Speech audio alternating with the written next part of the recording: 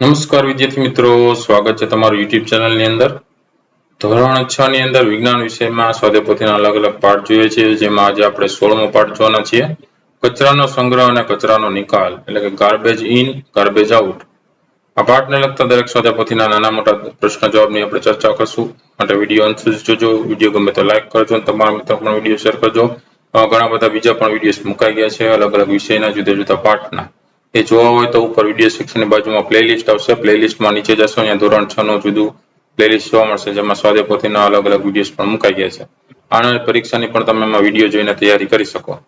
તો જોતા રહેજો આવા વિડીયોઝ, જેથી તમારા અલગ અલગ માહિતી મળશે, પરીક્ષાની પણ તૈયારી થશે. પહેલો પ્રશ્ન છે, નીચેના દરેક પ્રશ્નના આપેલા વિકલ્પમાંથી જે સાચો ક્રમ અક્ષર ABCD પ્રમાણે આવતો હોય ને એ સામે ખાનામાં લખવાનું છે. તો પહેલું છે કે નીચેનામાંથી કયો કચરો કોહવાટ એટલે કે વિઘટન પામી શકે છે? તો શાકભાજીનો નકામો ભાગો છે એ વિઘટન પામે છે, એટલે જવાબમાં આવશે એ ઓપ્શન. બીજું છે, નીચેનામાંથી કયો કચરો કોહવાટ એટલે કે વિઘટન પામતો નથી? પોલિથીનની કોથળી છે એને વિઘટન નથી થતું, તો જવાબમાં ડી આવશે. ત્રીજું છે, કયો પદાર્થ કમ્પોસ્ટ બનાવવા માટે વાપરી શકાય છે? તો નકામો ઘાસ છે એ વાપરી શકાય છે, તો જવાબમાં સી આવશે. ચોથું છે, નીચેનામાંથી કોનું પુનઃનિર્માણ કરીને ફરીથી ઉપયોગમાં લઈ શકાય છે? તો પ્લાસ્ટિકની તૂટેલી ડોલ છે, ધાતુનો ભંગાર છે, છાપાની પસ્તી છે, એ બધાને ફરીથી ઉપયોગમાં લઈ શકાય, એટલે જવાબમાં ડી આવશે આપેલ તમામ. પાંચમું છે, કયા પદાર્થનું વિઘટન લાંબા સમય સુધી પણ થઈ શકતું નથી? પ્લાસ્ટિકનું વિઘટન લાંબા સમય સુધી નથી થતું, એટલે જવાબમાં સી ઓપ્શન આવશે પ્લાસ્ટિક. છઠ્ઠું છે, કાગળના પુનઃનિર્માણમાં શાનો ઉપયોગ કરવો જોઈએ નહીં? તો જવાબમાં ડી આવશે ચમકતા કાગળનો. સાતમું છે, કયો કચરો જલ્દી અને સંપૂર્ણ કોહવાઈ જાય છે? તો વધેલો હેઠવાળ છે જલ્દી સંપૂર્ણ કોહવાઈ જાય, તો જવાબમાં એ આવશે. આઠમું છે, લાલ અળસિયાની મદદથી બનાવેલા ખાતરને શું કહેવાય છે? તો વર્મી કમ્પોસ્ટ ખાતર કહેવાય છે, જવાબમાં બી આવશે. નવમું છે, વર્મી કમ્પોસ્ટ ખાતર બનાવતી વખતે લાલ અળસિયાનો કયો ખોરાક આપવો જોઈએ નહીં? અથાણાનો ખોરાક આપવાનો નથી, તો જવાબમાં ડી આવશે. પ્રશ્ન નંબર 2, નીચેના પ્રશ્નોના માત્ર ઉત્તર લખો. પેલું છે, રસોડાના કચરાને કયા રંગની કચરાપેટીમાં નાખવો જોઈએ? તેનો જવાબ મળશે લીલા રંગની. બીજું છે, તૂટેલા પ્લાસ્ટિક અને કાચ તથા ધાતુઓના ભંગારને કયા રંગની કચરાપેટીમાં નાખવા જોઈએ? તો જવાબમાં આવશે ભૂરા રંગની. ત્રીજું છે, કયું સજીવ વર્મી કમ્પોસ્ટ ખાતર બનાવવામાં ઉપયોગી થાય છે? જવાબમાં આવશે લાલ અળસિયું. ચોથું છે, લાલ અળસિયા તેના ખોરાકને શેની મદદથી દળીને ઝીણો બનાવે છે? તો જવાબમાં આવશે પેસણી. પાંચમું છે, અળસિયાના સારા ઉછેર માટે કેવી જમીનની આવશ્યકતા છે? તો જવાબમાં આવશે ભેજવાળી ભીની જમીન. ત્રીજો પ્રશ્ન છે, નીચેના પ્રશ્નના એક વાક્યમાં ઉત્તર લખો, જેમાં પહેલું છે, વર્મી કમ્પોસ્ટ ખાતર કોને કહેવાય છે? તો જવાબ લખી શકે કે લાલ અળસિયાની મદદથી બનાવવામાં આવેલ કમ્પોસ્ટ ખાતરને વર્મી કમ્પોસ્ટ ખાતર કહે છે. બીજું છે, કયા પદાર્થોને બાળવાથી ધુમાડો અને હાનિકારક ગેસ ઉત્પન્ન થાય છે? તો જવાબ લખી શકે પ્લાસ્ટિક, પોલિથીન અને રબરના ટાયર બાળવાથી ધુમાડો અને હાનિકારક ગેસ ઉત્પન્ન થાય છે. ત્રીજો પ્રશ્ન છે, કયા પ્રકારના કચરાનું પુનઃનિર્માણ કરી તેને ઉપયોગી પદાર્થો તરીકે નવા સ્વરૂપમાં મેળવવામાં આવે છે? તેનો જવાબ લખી શકે કે પ્લાસ્ટિક, ધાતુનો ભંગાર અને કાચના ટુકડા જેવા અવિઘટનીય કચરાનું પુનઃનિર્માણ કરી તેને ઉપયોગી પદાર્થો તરીકે નવા સ્વરૂપમાં મેળવવામાં આવે છે. ચોથો પ્રશ્ન છે, કયા પદાર્થોનો બનેલો કચરો પર્યાવરણને સૌથી વધુ દૂષિત કરે છે? તો જવાબ લખી શકે કે પ્લાસ્ટિક અને પોલિથીનનો કચરો પર્યાવરણને સૌથી વધુ દૂષિત કરે છે. પાંચમું છે, વર્મી કમ્પોસ્ટ માટે ઉછેરવામાં આવતા લાલ અળસિયાને કેવો ખોરાક આપવો જોઈએ? તેનો જવાબ આવશે કે વર્મી કમ્પોસ્ટ માટે ઉછેરવામાં આવતા લાલ અળસિયાને ખોરાકમાં શાકભાજી, ફળોના નકામા ભાગો, ચા કોફીના કૂચા, પાંદડા, ઘાસ વગેરે આપવા જોઈએ. છઠ્ઠો પ્રશ્ન છે, વર્મી કમ્પોસ્ટ માટે ઉછેરવામાં આવતા લાલ અળસિયાને કેવો ખોરાક આપવો જોઈએ નહીં? જવાબ આવશે કે વર્મી કમ્પોસ્ટ માટે ઉછેરવામાં આવતા લાલ અળસિયાને મીઠું, અથાણા, તેલ, વિનેગર, માંસ અને દૂધની બનાવટો ખોરાકમાં આપવી ન જોઈએ. સાતમો પ્રશ્ન છે, કયા પ્રકારના કચરાને ભૂરા રંગની કચરાપેટીમાં નાખવો જોઈએ? જવાબ લખી શકે કે કોહવાટ એટલે કે વિઘટન ન પામે તેવો કચરો, જેવો કે પ્લાસ્ટિકનો કચરો, લોખંડનો ભંગાર અને કાચનો સામાન ભૂરા રંગની કચરાપેટીમાં નાખવો જોઈએ. આઠમો પ્રશ્ન છે, કયા પ્રકારના કચરાને લીલા રંગની કચરાપેટીમાં નાખવો જોઈએ? જવાબ આવશે કે વિઘટન પામે તેવો કચરો, જેવો કે રસોડાનો કચરો, વનસ્પતિજન્ય અને પ્રાણીજન્ય કચરો લીલા રંગની કચરાપેટીમાં નાખવો જોઈએ. ચોથો પ્રશ્ન છે, નીચેના પ્રશ્નના ટૂંકમાં ઉત્તર લખો, જેમાં પહેલું છે, ઘરગથ્થુ કચરાનો નિકાલ કેવી રીતે કરવામાં આવે છે? જવાબ છે ઘરગથ્થુ કચરો આપણે આપણી કચરાપેટીમાં એકઠો કરીએ છીએ. દરરોજ નગરપાલિકાની કચરા ગાડી આવી ઘરનો કચરો લઈ જાય છે અને આ કચરાને શહેરની બહાર ખુલ્લો નીચાણવાળા વિસ્તારમાં ઊંડા ખાડા હોય ત્યાં લઈ જાય છે. આ ખુલ્લા વિસ્તારને જમીન પુરાણ વિસ્તાર કહે છે. અહીં કચરાને બે વિભાગમાં અલગ કરીને તેનો યોગ્ય નિકાલ કરાય છે. બીજો પ્રશ્ન છે, શું કચરાનું વ્યવસ્થાપન માત્ર સરકારની જ જવાબદારી છે? જવાબ આવશે ના. કચરાનો નિકાલ કરવો એ ફક્ત સરકારની જ જવાબદારી નથી, પરંતુ જનતાની પણ જવાબદારી છે. જો જનતા કચરો ડસ્ટબિનમાં ન નાખે અને ગમે ત્યાં ફેંકે તો ગંદકી ફેલાય તથા તેવા કચરાનો યોગ્ય નિકાલ થઈ શકે નહીં. સ્વચ્છતા જાળવવી એ જનતા એટલે કે આપણી જવાબદારી છે. આથી કચરો ડસ્ટબિનમાં ફેંકવો જોઈએ, જેથી સ્થાનિક સ્વરાજ્યની સંસ્થાઓ આ કચરાનો યોગ્ય નિકાલ કરી શકે. બીજો પ્રશ્ન છે, શું કચરાના વ્યવસ્થાપન સંબંધિત સમસ્યાઓને ઓછી કરવી સંભવ છે? તો જવાબ લખી શકીએ કે હા, કચરાના નિકાલને લગતી સમસ્યાઓ હળવી કરવાનું શક્ય છે. આ માટે આપણે નીચેની બાબતોને ધ્યાનમાં રાખવી જોઈએ. પેલું, કચરો હંમેશા કચરા પેટીમાં જ નાખવો, ગમે ત્યાં કચરો ફેંકવો નહીં. આનું ચુસ્તપણે પાલન કરવું તેમજ અન્ય પાસે પણ પાલન કરવા સમજાવવું. બીજું આવે છે, કચરાને બે ભાગમાં વિભાજિત કરવો. પેલું, કોહવાટ પામે તેવો એટલે કે જૈવ વિઘટનીય કચરો અને કોહવાટ ન પામે તેવો એટલે કે જૈવ અવિઘટનીય કચરો. આ બંને કચરાને અલગ મૂકેલી કચરા પેટીમાં નાખવા. ત્રીજું, પ્લાસ્ટિક કચરો, લોખંડનો ભંગાર તથા કાચની શીશીઓ ભંગાર વેચનારને આપવી, જેથી તેનું પુનઃનિર્માણ કરી શકાય. ચોથો પ્રશ્ન છે, રાસાયણિક ખાતરના સ્થાને કુદરતી ખાતર એટલે કે કમ્પોસ્ટ ખાતરનો ઉપયોગ ઉત્તમ છે, શા માટે? તો જવાબ લખી શકીએ હા, એ ઉત્તમ છે. કારણ કે રાસાયણિક ખાતર રાસાયણિક પદાર્થોમાંથી બને છે તેમજ તે મોંઘા હોય છે, જ્યારે કમ્પોસ્ટ ખાતર એટલે કે કુદરતી ખાતર જે વિઘટનીય કચરામાંથી બને છે. તેનાથી જમીન પ્રદૂષિત થતી નથી, જમીનનું બંધારણ સુધરે છે તેમજ તે પ્રમાણમાં સસ્તા હોય છે. પાંચમો પ્રશ્ન છે, શા માટે આપણે વનસ્પતિના સૂકા પાંદડા અને ખેતીના પાકનો કચરો સળગાવી દેવો ન જોઈએ? તો જવાબ લખી શકે કે વનસ્પતિના સૂકા પાંદડા અને ખેતીના પાકનો કચરો કમ્પોસ્ટ ખાતર બનાવવામાં ઉપયોગમાં લઈ શકાય છે. આ રીતે કચરાનો યોગ્ય નિકાલ થાય છે અને ઉત્તમ પ્રકારનું કમ્પોસ્ટ ખાતર મળે છે. વળી વનસ્પતિના સૂકા પાંદડા અને ખેતીના પાકનો કચરો સળગાવી દેવામાં આવે તો સ્વાસ્થ્ય માટે નુકસાનકારક વાયુ તથા ધુમાડો ઉત્પન્ન થાય છે. આ રીતે વાતાવરણમાં પ્રદૂષણ ફેલાય છે. તેથી આપણે વનસ્પતિના સૂકા પાંદડા અને ખેતીના પાકનો કચરો સળગાવી દેવો ન જોઈએ. છઠ્ઠો પ્રશ્ન છે, કાગળનું પુનઃનિર્માણ એટલે કે પુનઃચક્રણ એટલે શું? તેના ફાયદા જણાવો.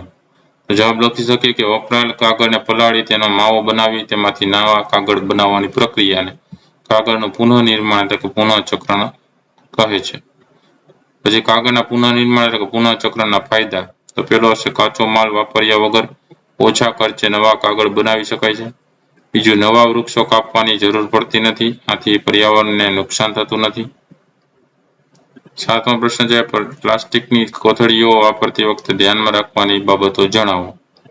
જવાબ લખી શકીએ પેલું, કેટલીક પ્લાસ્ટિકની કોથળી ખાવાની વસ્તુઓ રાખવા યોગ્ય હોતી નથી, આથી ખાદ્ય પદાર્થના સંગ્રહ માટે માન્યતા પ્રાપ્ત પ્લાસ્ટિકની કોથળીઓનો ઉપયોગ કરવાનો આગ્રહ રાખો. બીજું, ક્યારેક દુકાનદાર પ્લાસ્ટિકની એવી કોથળીઓનો ઉપયોગ કરે છે જેનો તેણે પહેલા કોઈ અન્ય કાર્યમાં ઉપયોગ કર્યો હોય. ત્રીજું, ક્યારેક કચરો વીણવાવાળા દ્વારા એકત્રિત કરેલ પ્લાસ્ટિકની કોથળીઓ ધોઈને ઉપયોગ કરવામાં આવે છે. આવી કોથળીઓ હાનિકારક હોઈ શકે છે. આઠમો પ્રશ્ન છે, પ્લાસ્ટિકનો ઉપયોગ કર્યા બાદ નકામા કચરાનું તમે શું કરો છો? એનો જવાબ લખી શકીએ. પેલો, પ્લાસ્ટિકનો નકામો કચરો ભૂરા રંગની કચરાપેટીમાં નાખવો જોઈએ. કચરાપેટીનો આ કચરો શહેર સુધરાઈ દ્વારા યોગ્ય નિકાલ કરવામાં આવે છે. બીજું, કેટલો પ્લાસ્ટિકનો ભંગાર ફેરિયાને વેચી દઈએ છીએ. ત્રીજું, પ્લાસ્ટિકની તૂટેલી કેટલીક વસ્તુઓ ફેરિયાને આપી તેની બદલામાં ઉપયોગી પ્લાસ્ટિકની વસ્તુ ખરીદીએ છીએ. નવમો પ્રશ્ન છે, પ્લાસ્ટિકનો ઉપયોગ ઘટાડવા તમે શું કરશો? જવાબ લખી શકીએ. પહેલું, શાકભાજી ફળ જેવી વસ્તુની ખરીદી માટે કાપડની કે શણની થેલી લઈને જઈશું. બીજું, પ્લાસ્ટિકની તૂટેલી વસ્તુનું સમારકામ થઈ શકે તેમ હોય તો સમારકામ કરાવી તે વસ્તુ ઉપયોગમાં લઈશું. ત્રીજું, કોરી વસ્તુઓ ભરવા વપરાયેલી પ્લાસ્ટિકની થેલીઓ અન્ય કામમાં ફરી વાપરીશું. ચોથું, દુકાનદાર પાસે પ્લાસ્ટિકની થેલીઓને બદલે કાગળની થેલીઓના ઉપયોગનો આગ્રહ રાખીશું. પાંચમું, પ્લાસ્ટિકની થેલીઓનો બને તેટલો ઓછો ઉપયોગ કરવો. જુદી જુદી વસ્તુઓ માટે જુદી જુદી પ્લાસ્ટિકની થેલીઓ વાપરવાને બદલે શક્ય હોય તો એક જ પ્લાસ્ટિકની થેલીમાં વધારે વસ્તુઓ મૂકી શકાય. વૈજ્ઞાનિક કારણ આપી સમજાવો, જેમાં વૈજ્ઞાનિક કારણ છે પ્લાસ્ટિકના કચરાનો નિકાલ ગંભીર સમસ્યા છે. તો જવાબ લખી શકીએ કે પ્લાસ્ટિકના કચરાનું વિઘટન થતું નથી, આથી તેનો નિકાલ કમ્પોસ્ટ ખાતર બનાવીને કે જમીનમાં દાટીને કરી શકાય નહીં. પ્લાસ્ટિકના કચરાને સળગાવવાથી હાનિકારક વાયુ મુક્ત કરે છે, આથી તેનો સળગાવીને નિકાલ કરી શકાય નહીં. બધા પ્રકારના પ્લાસ્ટિકનું પુનઃનિર્માણ પણ થઈ શકતું નથી. પ્લાસ્ટિકનો કચરો પડ્યો રહે તો તે હજારો વર્ષ પછી પણ પ્લાસ્ટિક સ્વરૂપમાં જ રહે છે, આથી પ્લાસ્ટિકના કચરાનો નિકાલ ગંભીર સમસ્યા છે. છઠ્ઠો પ્રશ્ન છે, નીચેના વિધાનો ખરા હોય તો એની સામે સાચાની અને ખોટા હોય તો એની સામે ખોટાની નિશાની કરવાની છે. પેલું છે, સૂકા પાંદડા કોવાટ ન પામે તેવો કચરો છે, તો જવાબમાં આવશે ખોટું. બીજું છે, પ્લાસ્ટિકના કચરાનું વર્ષો સુધી પણ વિઘટન થતું નથી, જવાબમાં આવશે સાચું. ત્રીજું છે, વનસ્પતિજન્ય પ્રાણીજન્ય કચરાનું વિઘટન થઈ શકે છે, જવાબમાં આવશે સાચું. ચોથું છે, સુકાયેલા પાંદડાના કચરાના નિકાલ માટે તેને સળગાવી દેવો જોઈએ, જવાબમાં આવશે ખોટું. પાંચમું છે, વર્મી કમ્પોસ્ટ માટે ખાડામાં રહેલા લાલ અળસિયાને મીઠું, તેલ, સરકો, માંસ અને દૂધ ખોરાક તરીકે આપવામાં આવે છે, જવાબમાં આવશે ખોટું. પ્રશ્ન 7મો છે, એમાં પહેલી ખાલી જગ્યા છે કે સફાઈ કામદારો ઘરના અને અન્ય સ્થળોના કચરાને કચરાગાડીમાં એકત્રિત કરીને નીચાણવાળા ખુલ્લા વિસ્તારોમાં જ્યાં ઊંડા ખાડા હોય છે ત્યાં લઈ જાય છે. આ ખુલ્લા વિસ્તારોને ખાલી જગ્યા કહે છે, તો જવાબમાં આવશે જમીન પુરાણ વિસ્તાર. બીજું છે, લાલ અળસિયાઓની મદદથી ખાતર બનાવવાની ક્રિયાને ખાલી જગ્યા કહે છે, જવાબમાં આવશે વર્મી કમ્પોસ્ટિંગ. ત્રીજું છે, લાલ અળસિયા વધારે ખાલી જગ્યા કે ખાલી જગ્યા કે ગરમ કે ઠંડા વાતાવરણમાં જીવંત રહી શકતા નથી. ચોથું છે, ખાલી જગ્યાની પ્રક્રિયા વડે રદ્દી કાગળના મોટા જથ્થાને નવા સ્વરૂપમાં ફેરવી તેનો ઉપયોગ કરી શકાય છે, તો જવાબમાં આવશે પુનઃનિર્માણની પ્રક્રિયા. 8મો પ્રશ્ન છે, નીચેના પ્રશ્નના મુદ્દાસર ઉત્તર લખો. પ્રશ્ન છે, કાગળનું પુનઃનિર્માણ એટલે કે પુનઃચક્રણ સમજાવો. જવાબ લખી શકીએ. પેલું, કાગળના પુનઃનિર્માણ માટે વધુ જથ્થામાં કાગળો જોઈએ. આ માટે જૂના સમાચાર પત્રો, મેગેઝીન, જૂની નોટબુકો, છૂટા કાગળ, નકામા કાગળો એકઠા કરો. બીજું, કાગળોના નાના નાના ટુકડા કરો. ત્રીજું, એક ટબમાં જરૂરી ગરમ પાણી લઈ તેમાં કાગળના ટુકડા નાખો. કાગળના ટુકડાઓને 1 દિવસ માટે પાણીમાં ડુબાડી રાખો. તેમાં ધોવાના સોડા પણ નાખી શકાય.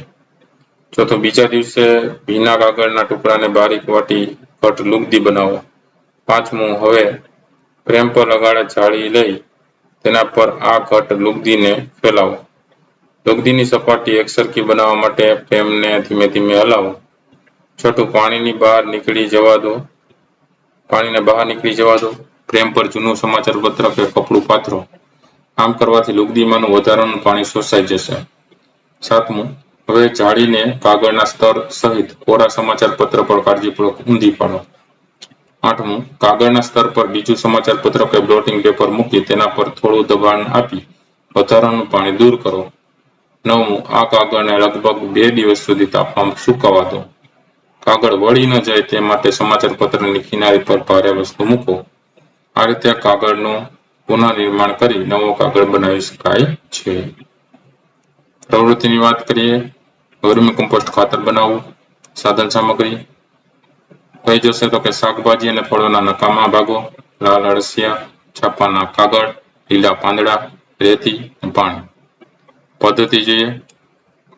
એવી જગ્યા પસંદ કરો જ્યાં બહુ ગરમી કે બહુ ઠંડી ન હોય તથા ત્યાં સીધો સૂર્યપ્રકાશ મળતો ન હોય. આ જગ્યા પર આશરે 30 સેમી ઊંડો ખાડો કરો. ખાડાના તળિયે 1 સેમી કે 2 સેમી જાડું પડ બને તેમ રેતી પાથરો.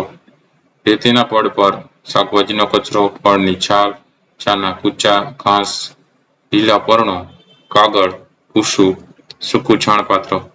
તેના પર થોડું પાણી છાંટી પડને ભીનું કરો. આ પડને દબાવો નહીં પણ પોચું રાખો જેથી તેને હવા અને ભેજ મળે. તેના પર કેટલાક લાલ અળસિયા મૂકો. તેમના પર સણનો કોથળો કે ઘાસ વડે હળવેથી ઢાંકી દો. લાલ અળસિયાને જરૂરી ખોરાક તરીકે શાકભાજીનો કચરો, ફળોના ટુકડા, ચાના કૂચા અને ઘાસને લગભગ 2 થી 3 સેમી ઊંડાઈએ મૂકો. કેટલાક દિવસો પછી ખાડામાં રહેલા પદાર્થોને ધીમે ધીમે હલાવતા રહો. 4 અઠવાડિયા પછી ખાડો ઉગાડીને તેનું નિરીક્ષણ કરો. તો અવલોકન કરતા જણાય છે કે ખાડામાં પોચું માટી જેવું કાળું દ્રવ્ય જોવા મળે છે. અને નિર્ણય લખી શકીએ કે લાલ અળસિયાની મદદથી વર્મી કોમ્પોસ્ટ ખાતર છે બનાવી શકાય છે. તો આ અલગ અલગ પ્રશ્નોના જવાબો. વિડીયો ગમ્યો હોય તો લાઈક કરજો અને તમારા મિત્રોને પણ વિડીયો શેર કરજો. સાથે ચેનલને સબસ્ક્રાઇબ ન કરી તો ચેનલને સબસ્ક્રાઇબ કરી લેજો. તો નવા ચેનલ પર વિડીયોઝ મુકાતા રહે છે. ન જોઈએ તો ઉપર વિડીયો સેક્શનની બાજુમાં પ્લેલિસ્ટમાં જઈને જોઈ લેજો. અલગ અલગ ધોરણના જુદા જુદા વિષયના ઘણા બધા વિડીયોઝ મુકાઈ ગયા છે. એ પ્લેલિસ્ટમાં તમને જોવા મળશે. તો જોતા રહેજો વિડીયો, જ્ઞાનમાં વધારો કરતા રહેજો. Thank you very much and take care.